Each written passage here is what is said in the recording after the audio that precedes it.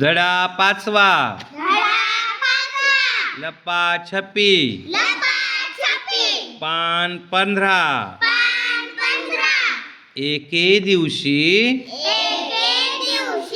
सर्व मुलांनी लपाछपी खेळ खेळायचे ठरवले.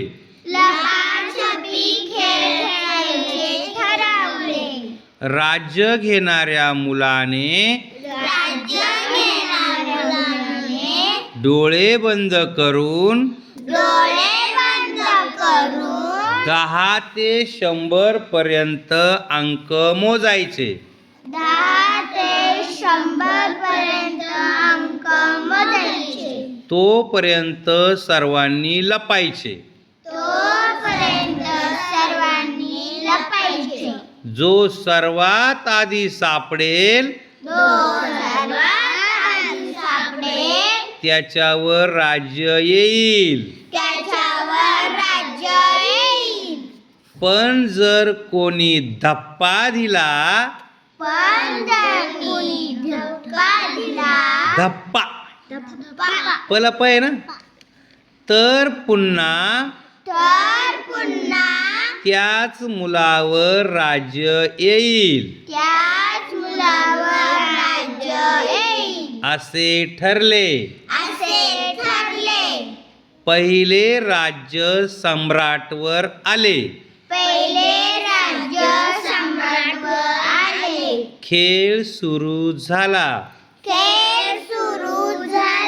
त्याचे डोळे बंद करून 10, 20, 30, 40, 50, 70, 80, 90, 100 असे अंक म्हणायला सुरुवात केली.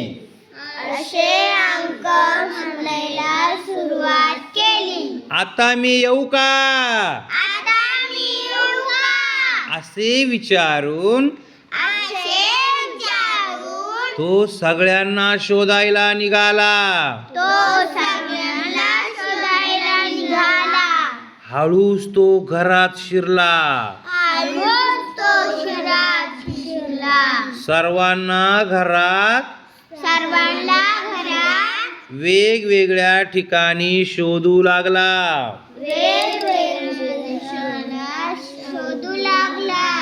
पहिल्यांदा दरवाजा मागे लपलेला मोहित त्याला सापडला. लपलेला मोहित त्याला त्याने पलंगाखाली पाहिले. तिथे कोणीच नव्हते. नंतर सम्राट दुसऱ्या खोलीत गेला. त्याने कपाटाच्या वर पाहिले. तिथे कोणीच नव्हते. पण कपाटामागे रुपाली सापडली.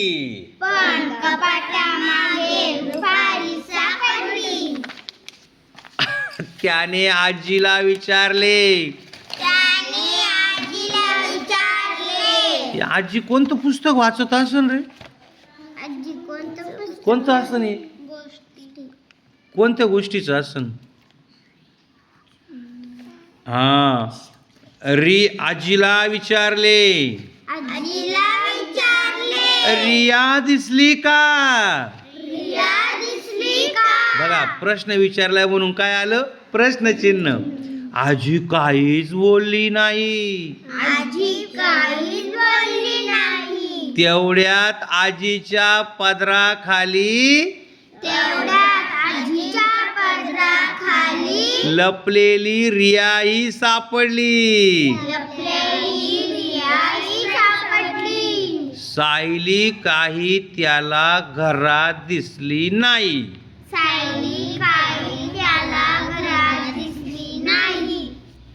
तो सायलीला शोधायला अंगणात गेला.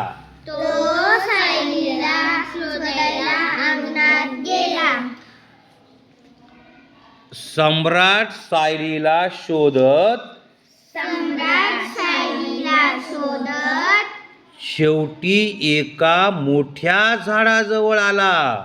शेवटी एका मोठ्या झाडात आला. प्रत्येक मी वाचतोय ना असं तुम्हाला वाचायचंय, म्हणून प्रत्येक शब्दावर बोट ठेवायचं.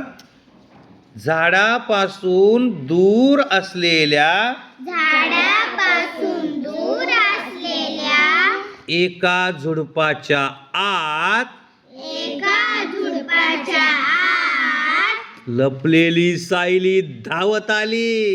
लपलेली सायली धावत आली. तिने झुडपाबाहेर असलेल्या सम्राटला धप्पा दिला. तिने झुडपाबाहेर कुठे झुडपाबाहेर दूर असलेल्या एका झुडपाच्या तिने झुडपाबाहेर असलेल्या सम्राटला धप्पा दिला.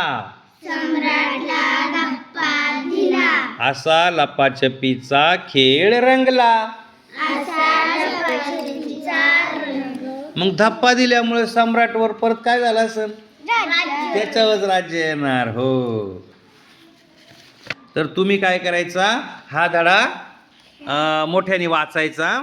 घरी गेल्यावर मोबाईलला हात लावायचा नाही. मम्मी हा एक धडा आहे ना आमच्या सरांनी वाचलेला आहे, मला परत एकदा सरांच्या मागे वाचायचं आहे. मी असं ओळीवर बोट ठेवणार, तू मोबाईल तुझ्याकडे राहू दे मम्मी, माझ्या हातात नको देऊ, पण सरांचा हा धडा लाव आणि मी वाचणार आहे असं म्हणायचं.